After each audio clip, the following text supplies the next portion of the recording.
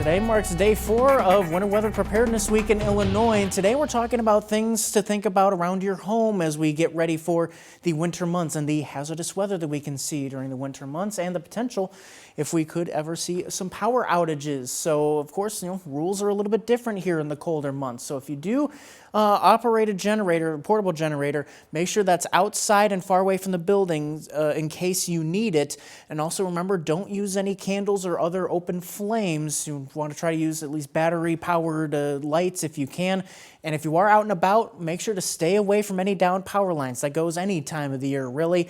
And if you do have any life-saving medical equipment, just make sure, and you do see a winter storm or an ice storm potential on the way, make sure you plan to have a shelter where you do have backup power. So those are the things to think about as we get closer to the season of winter, which is knocking on our doorstep, but it doesn't necessarily feel like it right now because now we're getting into this big warm-up.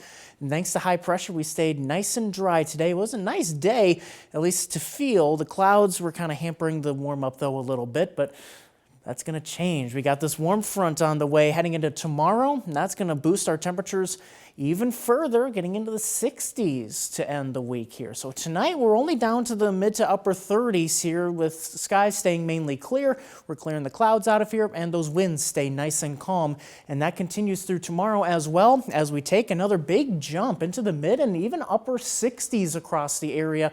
Solid 20 degrees above average for this time of year. So definitely make sure to enjoy it, especially when it comes to the sunshine heading into tomorrow, because as we see on Futurecast, once we head to Friday night, early Saturday morning, we're going to see the clouds returning. But those clouds are actually going to help our temperatures hold in the upper 50s across much of the area, even close to 60. So it will be a very warm night on Friday night. But then this cold front comes through. Now, it does look like this front is going to come through a bit earlier than we thought. That may still squeeze out some drizzly conditions in the morning, maybe a few light showers, but that'll be just about it.